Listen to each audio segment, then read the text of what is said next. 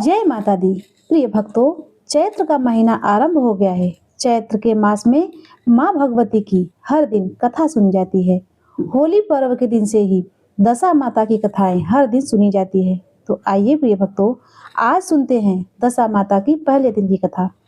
सबसे प्रारंभ करते हैं भगवान गणेश की कथा से। प्रेम से बोलिए भगवान गणेश की जय। एक बार एक नगर में एक मालिन रहती थी। बीमारी के चलते उसके पति की मौत हो चुकी थी। उसका एक 4 साल का बेटा था। वह उसी के सहारे अपना जीवन बिताती थी। उसकी सास बहुत ही कठोर हृदय वाली थी। वह हमेशा अपनी बहू को ताने मारती और कहती, कलंकिनी मेरे बेटे को खा गई। वह चाहे कितना भी काम करती है, अपनी सासू माँ की सेवा करती है, पर उसकी सास के मुख से कभी भी उसके लिए प्यार का एक शब्द नहीं निकलता था। उसे दुखी देखकर उसकी सास को कभी दुख नहीं होता था। वह कभी नहीं सोचती थी कि इस उम्र में पति को खोने के बाद बेचारी कितनी दुखी रहती होगी। इस सब बातों को नजरअंदाज करते हुए वह हर समय अपने बहू के साथ लड़ाई करती और जितनी हो सके उतनी तकलीफ देती। फिर भी उसकी बहू सामने से कुछ नहीं कहती थी। लेकिन जब इतने से भी उसकी सास का मन नहीं भरा तो एक दिन उसने गुस्से में आकर अपने पोते को और बहू को घर से निकाल दिया। दोनों माँ बेटे रोते रोते घर से चल पड़े। चलते चलते वे एक जंगल में पहुंचे। वहां एक बड़े से पेड़ के नीचे वे दोनों बैठ गए। वहां से थोड़ी ही दूर पर एक गणेश जी का मंदिर था। वहां बहुत सारे लोग गणेश जी के दर्शन करने आते, प्रसाद चढ़ाते और फिर वहां मौजूद लोगों को बांट देते थे। वे दोनों माँ बेटे गणेश जी के मंदिर में गए। वहां जाकर माँ कहने लगी, हे गणेश जी महाराज, मुझसे ऐसी कौन सी गलती हो गई है जिससे मुझे अपने इतने बड़े सजा दी। पहले मुझसे मेरे पति को छीना, अब मुझे घर से बेघर कर दिया। अब मैं अपने बेटे के साथ कहाँ जाऊं, क्या करूं, कहाँ रहूं। अब आप ही मुझे कोई रास्ता बताएं। आज आपके सिवाय हमारा कोई नहीं है। फिर माँ बेटे दोनों मंदिर के आगे बैठ गए। जो भी लोग गणेश जी का प्रसाद वहां बांटते, उसी प्रसाद को खाकर वे अपना गुजारा करने लगे। सुबह और शाम दोनों गणेश जी की पूजा पाठ करते। एक दिन गणेश जी की कृपा से उनके मन में आया कि क्यों न हम जंगल से फूल लाकर यहाँ बेचें।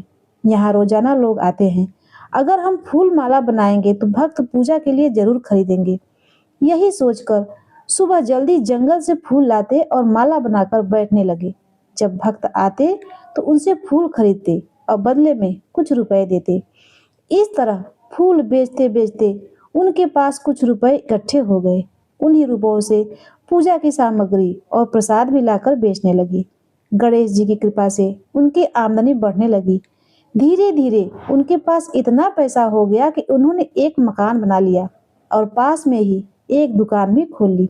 अब उस दुकान में पूजा की सारी सामग्री, मिठाइयाँ, दुर्वा और फूल हर समय मौजूद रहते।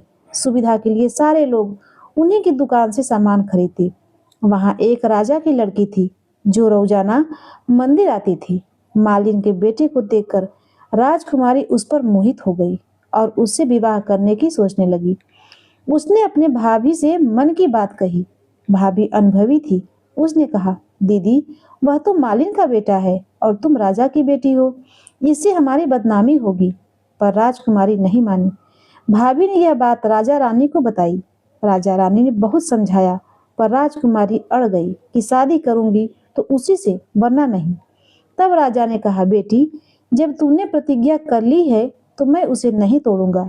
राजा ने धूमधाम से अपनी बेटी का विवाह मालिन के बेटे के साथ कर दिया। मालिन ने सबसे पहले बेटे बहू को गणेश जी के मंदिर ले जाकर आशीर्वाद दिलवाया। पूरे नगर में यह बात फैल गई कि गणेश जी की कृपा से दुख दूर हो जाते हैं। जो माँ बेटे गरीब थे, आज गणेश जी की कृपा से उनके पास धन और राजकुल का संबंध था। उधर जिस दिन से मालिन की सास ने उसे निकाला था, उसी दिन से उनके घर के बरकत चली गई। धीरे धीरे वह बुढ़िया दाने दाने को मोहताज हो गई। गांव वालों ने भी उसे दुत्कारा। पछतावे में डूबी बुढ़िया रोती बिलखती जंगल की ओर निकल गई और उसी गणेश मंदिर पहुंची। वहां उसने मालिन के बेटे अपने पोते को देखा पर पहचान नहीं सकी। उसने भूख के कारण वहां काम मांगा। लड़की को दया आ गई और उसने उसे काम पर रख लिया। शाम को जब मालिन घर आई तो उसने अपनी सास को पहचान लिया। सास को जब पता चला कि यह उसका ही पोता और बहू है तो वह फूट फूट कर रोने लगी और माफी मांगने लगी। बहू ने उसे गले लगाया और कहा, माँ जी, जो हुआ उसे भूल जाइए, यह सब गणेश जी की कृपा है। बुढ़िया को अपनी गलती का एहसास हुआ और सब खुशी खुशी रहने लगे। हे गणेश जी महाराज, जैसा सुख आपने मालिन को दिया वैसा सुख सभी भक्तों को देना। बोलिए गणेश जी महाराज की जय। प्रिय भक्तों, अब आइए सुनते हैं दशा माता की कहानी। प्राचीन का समय की बात है। राजा नल और रानी दमयंती सुखपूर्वक राज्य करते थे। उनके 2 पुत्र थे। एक दिन होली दशा के अवसर पर एक ब्राह्मणी राजमहल आई और रानी से कहा, दशा का डोरा ले लो। दासी ने भी बताया कि आज के दिन सुहागिन महिलाएं दशा माता का पूजा कर यह डोरा गले में बांधती हैं, जिससे घर में सुख समृद्धि आती है। रानी ने विधि विधान से पूजा का डोरा गले में बांध लिया। कुछ दिनों बाद राजा नल ने रानी के गले में वह डोरा देखा। राजा ने पूछा, इतने सोने के गहनों के बाद भी यह डोरा क्यों पहना है? और राजा ने यह डोरा तोड़कर जमीन पर फेंक दिया। रानी ने दुखी होकर डोरा उठाया और कहा, आपने दशा माता का अपमान किया है।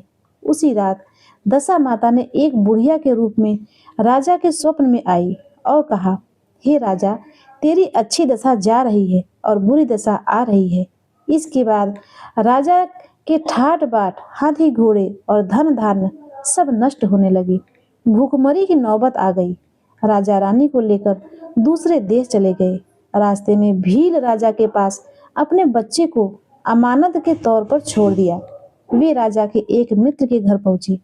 वहां आदर सत्कार हुआ, पर रात में रानी ने देखा कि दीवार पर टंगी मोर की आकृति वाली खूंटी मित्र की पत्नी का कीमती हार निगल रही है। चोरी के इल्जाम के डर से वे रात में ही वहां से भाग निकले। आगे राजा की बहन का गांव आया। बहन ने गरीबी देखकर भाई भाभी को थाली में प्याज रोटी भेजी। राजा ने खा लिया, पर रानी ने उसे जमीन में गाड़ दिया। आगे नदी पर राजा ने मछलियां पकड़ी और रानी से भुनने को कहा। राजा जब गांव से भोजन लेने गए तो एक चील ने उनके हाथ से भोजन झपट लिया। उधर रानी ने जैसे ही मछलियां आग पर रखी, वे जीवित होकर नदी में कूद गई। दोनों ने एक दूसरे को कुछ नहीं बताया, क्योंकि दोनों को लगा कि दूसरा विश्वास नहीं करेगा। अंत में वे रानी के मायके पहुंची। रानी वहां दासी बन गई और राजा तेली के यहाँ काम करने लगे। जब फिर से होली दशा का दिन आया तो रानी ने दशा माता का व्रत किया। राजमाता रानी की माँ ने जब दासी का सिर गूथा तो उसकी पीठ पर पद्म चिन्ह देखकर उसे पहचान लिया। सारा हाल जानने के बाद राजा और रानी को महल लाया गया। दशा माता की कृपा से उनके अच्छे दिन लौट आए। जब वे वापस अपने राज्य के लिए विदा हुए तो रास्ते में वही नदी आई। राजा रानी ने एक दूसरे से मछलियां और चील वाली बात बताई। बहन के घर पहुंचे तो रानी ने जमीन खोदी और वहां से सोने की रोटी और चांदी की प्याज निकले, जो पहले साधारण थे। मित्र के घर पहुंचे तो खूंटी के हार उगल दिया और उनकी निर्दोषता सिद्ध हो गई। भील राजा ने अपने बच्चों को लिया और वापस अपनी राजधानी पहुंचे। राजा ने गाजे बाजे के साथ उनका स्वागत किया। राजा नल और रानी दमयंती पर दशा माता ने पहले कोप किया था, वैसा किसी पर मत करना, और बाद में जैसी कृपा करी वैसी सब पर करना। बोलिए दशा माता की जय। प्रिय भक्तों, दशा माता आप सभी की रक्षा करें, आप सभी की दशा सुधारें और अपनी कृपा बनाए रखें। प्रिय भक्तों, आइए अब सुनते हैं दशा माता के दूसरे दिन की सुनी जाने वाली कहानी। एक समय की बात है, एक राजा था। जब नाई उनके बाल काटने आया तो उसने राजा को बताया कि राजन, एक बहुत ही सुंदर कन्या है। उस कन्या को दशा माता का इष्ट था। वह प्रतिदिन पीपल की पूजा किया करती है और दशा माता की कहानियां सुनती है। दशा माता ने एक दिन सोचा कि मेरा नियम रखने वाली की शादी तो किसी श्रेष्ठ स्थान पर होनी चाहिए। राजा ने नाई की बात सुनकर कहा कि मैं ऐसी ही सुंदर कन्या से विवाह करना चाहता हूँ। राजा ने उस कन्या से विवाह कर लिया और उसे महल ले आए। राजा की एक रानी पहले से ही थी, बड़ी रानी ने सोचा कि इतनी सुंदर दूसरी रानी आ गई है तो मेरा रुतबा और आदर कम हो जाएगा। जब बड़ी रानी काले हाथ करके आई तो उसने वह कालिक नई रानी के मुंह पर लगा दी। थोड़ी देर बाद जब राजा महल के भीतर आए और नई रानी का चेहरा देखा तो वे बहुत दुखी हुए। उन्हें लगा कि नाई ने उनके साथ धोखा किया है। ऐसे काली मुंह वाली और गिलहरी जैसे शक्ल वाली लड़की से मेरा विवाह कर दिया गया। राजा ने नई रानी को अलग कक्ष में रखवा दिया। वे न उनसे बात करते थे और न ही उसकी तरफ देखते ही थे। राजा के इस व्यवहार से छोटी रानी बहुत दुखी हो गई। उसे समझ नहीं आ रहा था कि वह क्या करे और कैसे राजा को सच्चाई समझाए। फिर उसने अपने पीहर खबर भेजी कि मेरे लिए 4 रंगों की वैसे ही पोशाकें, चौपड़ और झूले की रस्सी भिजवा दो। उसके लिए लाल, हरी, केसरिया और गुलाबी रंग की पोशाकें, चौपड़ और झूले की डोरी आ गई। उसने दासियों से पता करवाया कि राजा आज कौन से बाग में घूमने जाएंगे। जब उसे पता चला कि राजा गुलाब बाग जाएंगे तो उसने गुलाबी रंग की पोशाक पहन ली, 16 श्रृंगार किया और गहने पहनकर राजा के आने से पहले ही बाग में पहुंच गई। वहां उसने गुलाबी चौपड़ बिछाई और पास ही झूला डालकर झूलने लगी। राजा जब बाग में आए तो एक अत्यंत सुंदर युवती को देखकर ठिठक गए। उन्होंने सोचा, इतनी सुंदर राजकुमारी यहाँ झूला झूल रही है। रानी ने पूछा, आओ चौपड़ खेले। राजा मान गए। दोनों ने चौपड़ खेला, खूब बातें की और फिर राजा चले गए। राजा मन ही मन सोचने लगे कि ऐसी सुंदर कन्या तो मेरे महल में होनी चाहिए।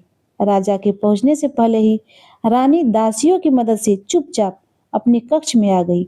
दूसरे दिन रानी को पता चला कि राजा हरियाली बाग जाएंगे। उस दिन रानी हरी पोशाक पहनकर हरी चौपट पर हरी रस्सी लेकर पहले ही पहुंच गई। राजा आए और फिर से दोनों ने साथ में चौपड़ खेला। तीसरे दिन राजा लाल बाग गए तो रानी लाल पोशाक और लाल चौपड़ लेकर पहुंची। चौथे दिन वह केसरिया पोशाक पहनकर केसरिया बाग गई। 4 दिनों से लगातार बात करने और चौपड़ खेलने के कारण राजा उस पर पूरी तरह मोहित हो गए थे।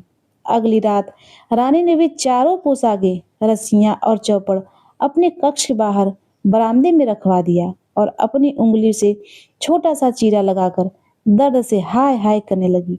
राजा को वैसे ही नींद नहीं आ रही थी। रानी की आवाज सुनकर उन्हें और गुस्सा आया।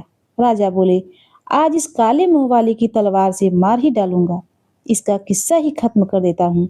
गुस्से में राजा जब रानी के कमरे की तरफ गए तो बाहर उन्होंने चारों रंग की पोशाकें और चौपड़ देखी। राजा हैरान रह गए। उन्हें सोचा, यह सब तो उस राजकुमारी का सामान है जो मुझे बाग में मिली थी, यहाँ कैसे आया। जब राजा कक्ष के भीतर पहुंचे तो रानी को देखकर चकित रह गए। राजा ने पूछा, रानी आप यहाँ, आपने हमें धोखा दिया। रानी ने विनम्रता से कहा, नहीं महाराज, मैंने नहीं, आपने मुझे धोखा दिया। राजा ने पूछा, लेकिन तुम्हारे चेहरे पर तो गिलहरी जैसी काली लकीरें थी। तब रानी ने बताया कि वह लकीर तो आपकी बड़ी रानी ने जलन के कारण मेरे चेहरे पर लगा दी थी। महाराज, मुझ पर दशा माता का इष्ट है, उन्होंने ही मेरी लाज रखी है, वरना मुझे तो मरना ही पड़ता। राजा ने पछताते हुए कहा, रानी अगर आप पहले से ही सच बता देती तो हमें इतना दुख न सहना पड़ता। इसके बाद राजा ने बड़ी रानी को दंडित किया और छोटी रानी के साथ सुखपूर्वक रहने लगी। हे दशा माता, जैसा दुख छोटी रानी ने झेला वैसा किसी को न मिले और जैसी कृपा आपने उन पर की वैसा सब पर करना। कहते सुनते और हुंकार भरते सबकी लाज रखना। प्रिय भक्तों, अब आइए सुनते हैं दशा माता की तीसरे दिन की कथा। एक समय की बात है, किसी गांव में एक बूढ़ी ब्राह्मणी अपने बेटे के साथ रहा करती थी। उसका बेटा कोई काम धाम नहीं करता था और सदैव दोस्तों के साथ इधर उधर घूमता रहता था। एक दिन ब्राह्मणी अपने बेटे से बोली, बेटा कुछ काम धंधा करो जिससे हमारा घर चल सके। मैं बूढ़ी हो गई हूँ और अब मुझसे और काम नहीं होता। तब वह लड़का गांव के सेठ के पास गया और काम मांगने लगा। सेठ ने उसे पशु चराने का काम दे दिया। अब वह सेठ जी के पशु चराने लगा। एक दिन पशु चराते चराते वह नदी के घाट पर गया तो उसने देखा कि वहां कुछ स्त्रियां दशा माता का पूजा कर रही थी। उनके पास एक घड़ा अधिक था तो एक स्त्री ने लड़के से कहा, हम सभी दशा माता की पूजा के लिए यह घड़े ले रही हैं। हमारे पास एक घड़ा ज्यादा है, क्या तुम इसे लोगे? लड़के ने कहा, ठीक है, दे दो। उस महिला ने लड़की को वह घड़ा दे दिया और कहा, इसे घर ले जाकर अपनी माँ को दे देना और कहना कि इसका विधि विधान से पूजन और व्रत करे। साथ ही उन्होंने पूजा की सामग्री भी दे दी। लड़के ने घड़ा और सामान अपनी माँ को दे दिया। माँ ने पूछा, बेटा, यह सब तू कहाँ से लाया? लड़के ने सारी बात बता दी। ब्राह्मणी बहुत धार्मिक स्वभाव की थी। उसने उसी दिन से दशा माता की पूजा प्रारंभ कर दी। 9 दिनों तक कथा कहानी करी और 10वें दिन घड़े की पूजा की तैयारी करते हुए अपने घर को लीपने लगी। उसी समय दशा माता एक वृद्ध महिला के रूप में उसके द्वार पर आकर खड़ी हो गई और पूछने लगी कि क्या कर रही हो बहन? ब्राह्मणी बोली, आज मेरे घर दशा माता का पूजन है, इसीलिए घर लीप रही हूँ। तब दशा माता बोली, मुझे बहुत प्यास लगी है, थोड़ा पानी पिला दूं? ब्राह्मणी बोली, माता, मैं तो मिट्टी के बर्तन में पानी पीती हूँ। मेरे घर में लोटा लुटिया कुछ भी नहीं है, बस एक कटोरी है। क्या तुम्हें उसमें पानी दे दूं? दशा माता बोली, हाँ हाँ, क्यों नहीं, दे दो।